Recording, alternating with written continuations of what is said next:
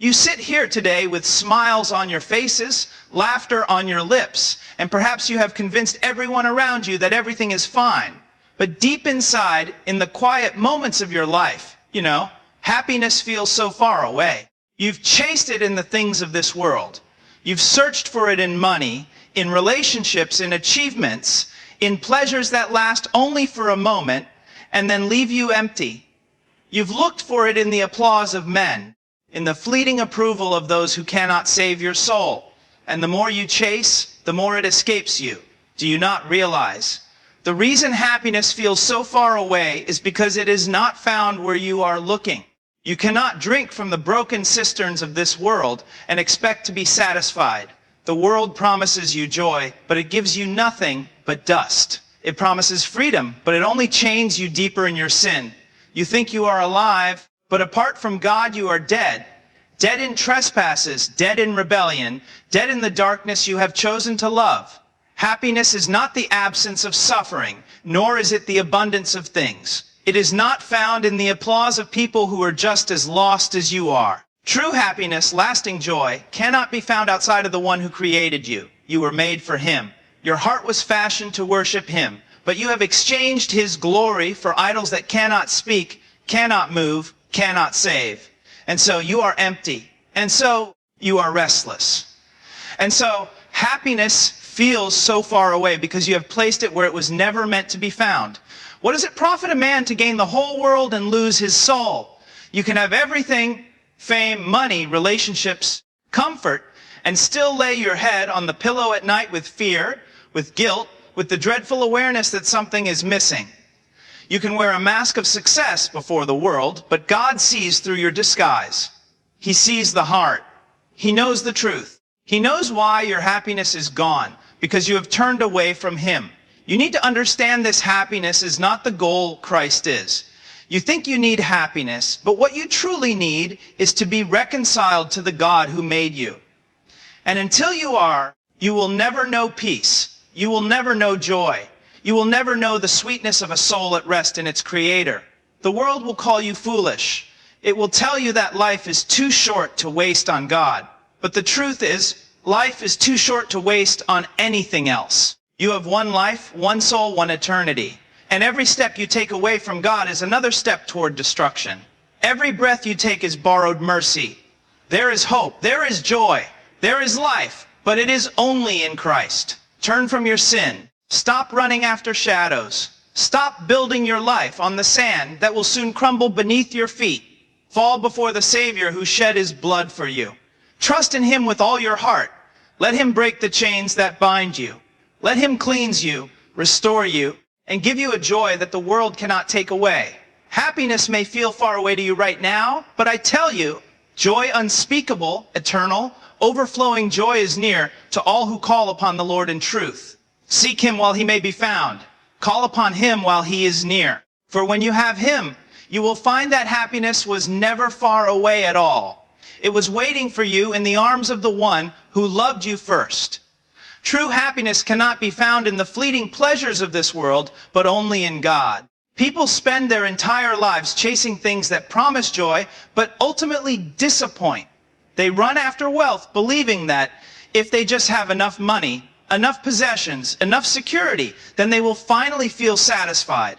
Yet the wealthiest people in the world often confess to a deep emptiness that no amount of riches can fill. They collect treasures on earth, only to discover that those treasures grow dull, they fade, they are stolen, they lose their value, and eventually they are left with nothing but the realization that their hearts are still restless. Others chase after relationships, thinking that another person will complete them, that love from another human will fill the void in their soul. But even the sweetest relationships can turn sour. People fail, people leave, and even the best relationships cannot bear the weight of being your ultimate source of happiness. Many chase entertainment, pleasures, and experiences, believing that if they just keep themselves busy and distracted with excitement, they will not have to face the emptiness inside. But the laughter fades, the parties end, and when the lights go out, they are left in silence with the gnawing sense that something is missing. This world constantly sells the lie that happiness can be bought, earned, or manufactured, and yet with every new possession, every new thrill, every new achievement, the hunger returns. It is like drinking salt water. The more you drink, the thirstier you become. Why? Because your soul was not made for these things. You were created for something far greater. You were created to know and glorify God. You were designed to find your joy in Him alone. Nothing else can satisfy because nothing else is eternal. Nothing else is perfect. Nothing else is able to meet the deepest needs of your heart. The pleasures of this world are fleeting. They last for a moment and then vanish, leaving you emptier than before. Scripture says that in His presence there is fullness of joy. At His right hand are pleasures forevermore. That means that the only joy that lasts, the only joy that is full, the only joy that cannot be taken away is found in God Himself. Think about the people who have everything the world says you need to be happy: fame, money, beauty, power. And yet they are drowning in despair, some even taking their own lives because the happiness they were promised never came. The world offers counterfeits, temporary highs that wear off quickly and leave you broken. God offers something entirely different. He offers Himself. When you know Him, when you walk with Him, when you love Him with all your heart, soul, mind, and strength, there is a joy that does not depend on circumstances. There is a peace that surpasses understanding, a contentment that remains even in trials, because it is rooted not in what is temporary, but in what is eternal. The reason true happiness is only found in God is because He alone is the source of all good. Every good gift comes from Him, and apart from Him there is no good thing. When people try to take the gifts of God and enjoy them apart from God, they turn into idols that enslave rather than bless. Money becomes greed, relationships become lust or codependency, work becomes an idol of self-worth, pleasure becomes an addiction. But when your heart is anchored in God, you can enjoy His gifts rightly without them becoming your master.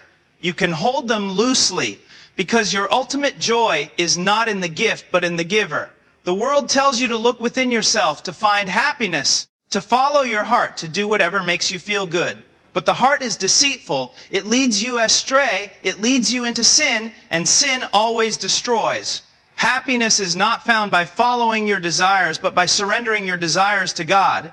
When you do, He transforms your heart. He gives you new desires, and you begin to delight in what is good, pure, and holy. So many live their lives chasing what will never satisfy, never realizing that true happiness was never far away. It was not in the next promotion, the next relationship, the next purchase, the next escape. It was not in the applause of people who will one day forget your name. True happiness has always been found in the one who made you, who knows you, who loves you with an everlasting love, and who calls you to Himself. Sin separates us from the source of joy, leaving our souls empty and restless. When God created man, He designed him to live in perfect fellowship with Himself. In the garden, Adam and Eve walked with God. They knew Him. They delighted in His presence, and their joy was complete because it was rooted in the Creator. But when sin entered, that fellowship was broken. Sin is not merely breaking a rule. It is rebellion against the one who gave you life. It is turning your back on the only one who can satisfy your soul. Sin cuts you off from God, the very source of light, life, and joy, and without Him, you are left in darkness, in death, and in despair. Many people try to ignore the seriousness of sin. They treat it as if it were a small problem, a mistake, something to be brushed aside. But sin is far more deadly than most are willing to admit. It is a poison that spreads through the heart, corrupting everything it touches. It blinds you to the truth, hardens you to the voice of God, and chains you to desires that destroy you. You may think sin brings happiness because it promises pleasure, but it is a trap. It lures you in with sweet words and then enslaves you. Sin always takes more than it gives. It promises freedom, but it leaves you bound. It promises joy, but it delivers misery. It promises life, but it leads to death. Everywhere you look, you see the effects of sin. Broken homes, broken relationships, broken lives. People chasing after things they know will not satisfy, yet they cannot stop because sin has such a grip on their hearts. They are restless, always searching, never finding, because they are separated from the only one who can give them peace. They try to fill the void with entertainment, with substances, with success, with distractions. But no matter what they do, the emptiness remains. This restlessness is the cry of a soul that has wandered from its creator. Augustine said, "Our hearts are restless until they rest in you." And that is the truth. The more you run from God, the more restless you become. The problem with sin is not only that it separates you from God in this life, but also that it condemns you before Him for eternity. God is holy, and sin cannot dwell in His presence. People think they can stand before Him with their own righteousness, with their own good works. But the Bible says all our righteous deeds are like filthy rags. No amount of effort can bridge the gap that sin has created. The guilt of sin hangs over every person like a dark cloud, and no amount of good intentions can make it go away. Deep down, people know they are guilty. They try to silence the voice of conscience. They try to drown it out with noise, but it is still there, whispering that something is terribly wrong. Sin leaves you empty because it robs you of the very thing you were created for, communion with God. Without Him, nothing can satisfy. You can try to build a life apart from Him, but it will crumble. You can try to create your own joy, but it will fade. The pleasures of sin last for a season, but they come with chains, they come with shame, they come with destruction. Sin does not just make you guilty before God, it makes you miserable even now. Look at the person consumed by addiction, by greed, by lust, by pride. They are never content, never at peace, because sin is a cruel master that never stops demanding more while giving less. What many do not realize is that sin is not just an action, it is a condition. It is who we are apart from Christ. We are not sinners because we occasionally sin. We sin because by nature we are sinners. That is why no amount of self-improvement can fix the problem. You cannot heal yourself when the disease is in your heart. You need something greater than willpower, greater than morality, greater than religion. You need God to intervene. The restlessness you feel, the emptiness that nothing can fill, the sorrow that lingers in your soul, all of it is the result of being separated from the source of life. You were made to drink from the fountain of living waters, but sin has led you to dig broken wells that cannot hold water. You were made to bask in the light of God's presence, but sin has trapped you in darkness. You were made to walk with God, but sin has turned you away from Him. Lasting joy is found only through repentance and surrender to Christ. So many people want the benefits of God without yielding their lives to Him. They want peace without obedience, forgiveness without turning from sin, heaven without holiness. But the Bible is clear. Joy does not come to the proud who hold on to their sin. It comes to the broken and contrite heart that humbles itself before God. Repentance is not simply feeling sorry. It is not shedding a few tears and then returning to the same patterns. Repentance is a change of mind, a turning away from sin and a turning toward God. It is confessing with your mouth and believing in your heart that your way has failed, that sin has destroyed you, and that only Christ can save you. When a person repents, they lay down their weapons of rebellion. They stop trying to justify themselves, stop trying to clean themselves up by their own strength, and they throw themselves upon the mercy of God. This is the beginning of true joy, because this is where the chains of sin are broken. Christ did not come to make bad people good. He came to make dead people alive. He came to seek and save the lost, to heal the brokenhearted, to set captives free. On the cross, He bore the punishment that sin deserved. He took the wrath of God upon Himself so that those who believe in Him might be forgiven. He died in your place, and He rose again, conquering sin and death, so that you might have life. Surrender to Christ means more than words. It is not merely praying a prayer or going through religious motions. It is giving Him your whole heart, your whole life, your whole being. It is dying to yourself so that He may live through you. When you surrender, you no longer live for your own desires, you live for His glory.